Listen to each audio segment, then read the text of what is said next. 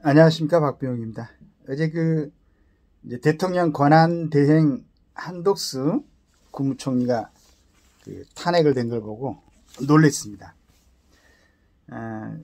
어떤 상황이든 간에 대통령을 지금 직무 정지가 돼 있는데, 그걸 이제 그 대행이라는 것은 아무래도 좀 안전하지는 않죠.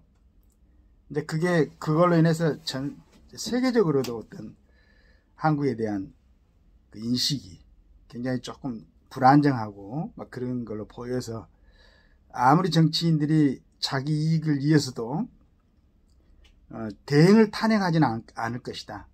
그 다음에 이제 그 전에 국무총리가 그래도 가까스로 조금 이제 이미지를 회복을 시키면서 안정체제를 구축해 가는데, 나라를 걱정하는 정치인들이 그 대행을 또 탄핵할 줄은 정말로 몰랐습니다. 근데 탄핵을 했는데, 그것도 국무총리를 탄핵한 게 아니고 그 대통령 권한대행을 탄핵한다고 그러면은 거기에 맞게 200석 이상의 찬성이 있어야 되는 줄 알았는데 151석으로 지금 뭐 국회의장이 그렇게 얘기를 하고 탄핵이 됐는데, 이 부분은 이제 또 뭐 첨예하게 서로 의견이 갈리고 있으니까 아마 얘기가 될 것이고, 아침 신문을 보니까, 요즘 신문을 보면은 꼭 뭐라 할까, 제가 항상 얘기하지만은 여러 가지 사항을 갖다가 동일한 사항이라도 좀 잠잠하게 차분하게 이렇게 헤쳐나가는 모습을 보여줬으면 좋겠다 생각했는데, 뭐 언론이고 어디고 보니까 계속 부추기는 것 같은 느낌이 들었어요. 그냥 오늘 아침에도 나와서 이제 신문 헤드라인을 보니까 뭐 별 앞에 써 있는 것 보면은 정말로 뭔가 막 또 더 이렇게 갈등이 조성이 되고 좀 더 혼란스럽고, 이걸 원하는 건 아닐 텐데 왜 헤드라인을 갖다가 그렇게 정해놓고 글들을 쓰고 있는가, 이런 아쉬움이 있어갖고 그냥 이제 대강 넘기다가 이제 덮어버리려고 했는데, 그래도 그 중에서도 우리 조선일보의 박정훈 논설실장이 써놓은 글을 보니까 뭐 어떤 행태로든지 정확하게 지금 상황을 갖다가 적시를 하려고 애를 썼구나라는 생각을 하면서 한번 읽어봤습니다. 그리고 이 정도 글은 좀 남겨놔도 됐겠다. 지금 국무총리가 대행을 하고 있고 그 대행을 갖다가 탄핵 소추를 한 그 상황에서 우리나라의 가장 그래도 정농지라고 인정을 받고 있는, 아직까지는 거기에 논선 실장을 맡고 있는 분은 어떤 시각으로 이 상황을 보고 있는가를 한번 보시도록 하시죠.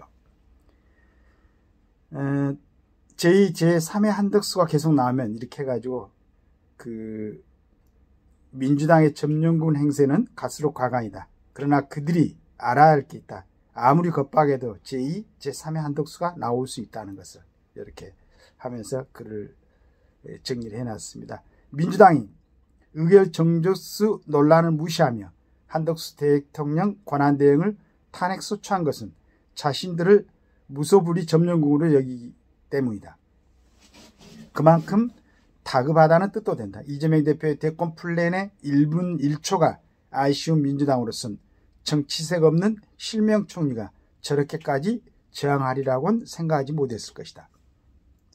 한대행은 민주당 강행 6법의 거부권을 행사한 데 이어 헌법재판소 재판관 임명도 여야가 합의하라고 버텼다.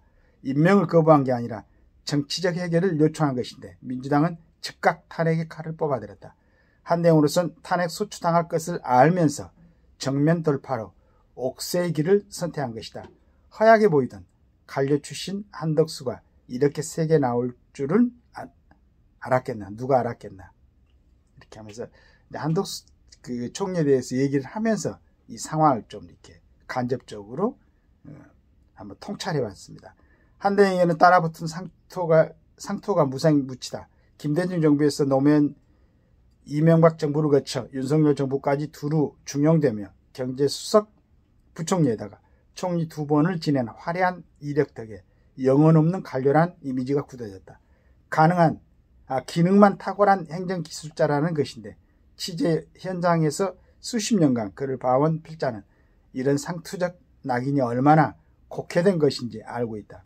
그는 정치적으로는 무색무취하지만 국가가 나아갈 방향에 대해서는 분명한 자기 철학을 갖고 일관성 있게 주장해온 사람이다. 적어도 영혼 없는 기술자는 틀린 표현이다.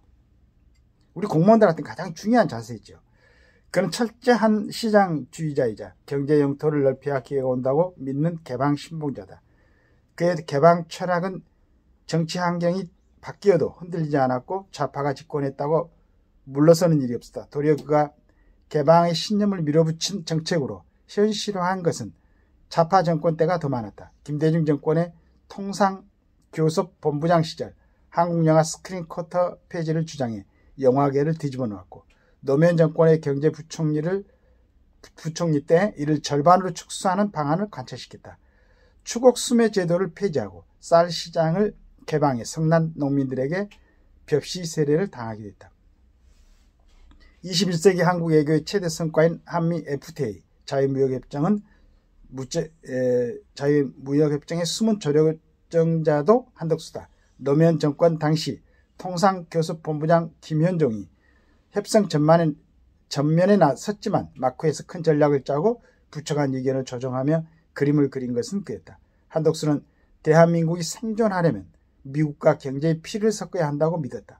결국 협정 체결에 성공했고 그는 이명박 정부의 주미 대사로 기용돼 미의회의 FTA 비준안 통과까지 마무리 지었다. 한미가 안보에 이어 경제 혈맹을 맺는 데는 그의 역할이 절대적이었다. 무색무취가 아니라 신념을 갖고 역사의 한 페이지를 만들어냈던 사람이다. 그는 이념을 좌우로 가르는 시대는 지났다고 본다. 국가를 이로 끌어올리는 업이냐 추락시키는 다운이냐만 있을 뿐이란 소신을 국회 답변에서 밝힌 적도 있다. 자든 우든 나라에 도움이 되고 국익에 기여하는 것만이 중요하다는 뜻이었다. 진짜 중요한 얘기입니다. 우리나라에 기본적으로 정리되는 자가 어디 있고 지금 우가 어디 있습니까? 전부 다 지금 자기들 이익만 우리가 볼 때는 추구하는 그런 모습으로 보이는데 이렇게 나눠야 되는 겁니다. 국가 이익이 되는 사람들이냐 국가에 해가 되는 사람들이냐. 정치판을 갖다가 이렇게 저는 정리를 하고 싶어요. 이렇게 해야 되고 올 4월 총선 후 거대 야당의 폭주가 본격화되자 한 총리 입도 거칠어졌다. 좀처럼 흥분하는 일이 없던 그가 야당 공격에 조목조목 반박하고 물러서지 않는 모습을 보이곤 해 정가의 하지가 됐다. 그런데 이것은 이분이 변한 게 아니고 지금 정치권에 있는 사람들의 어떻게 보면 전체적인 질적 저하라고 볼 수도 있어요. 예전에 멋있게 이렇게 토론을 해도 좀 국민들이 이해하기 좋게 그 다음에 국민들이 인정할 수 있게끔 또 국민들이 따라할 수 있는 그런 참 차원이 높은 단어를 사용해가지고 그렇게 좀 서로 토론하고 또 경쟁할 땐 경쟁하는데 그게 안 되니까 한덕수 같은 이런 양반이 갖다가 거친 단어를 단어는 사용 안 했지 보니까 조금 이런 모습도 보였다는 얘기입니다.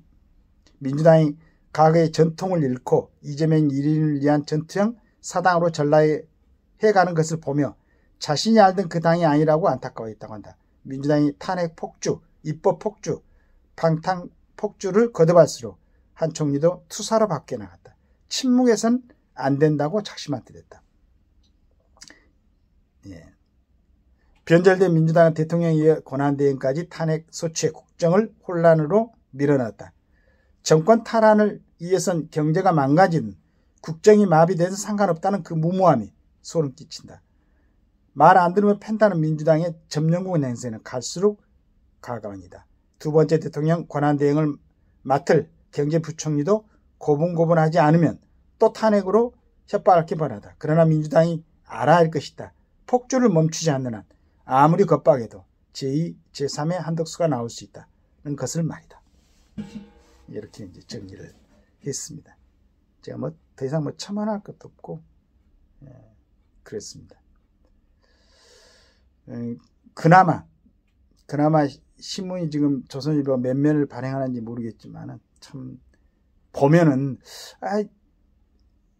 이 중앙 그다음에 뭐 동아 전부 다 좀 차분하게 가라앉히는 그런 글들을 좀 써줬으면 감사하겠습니다.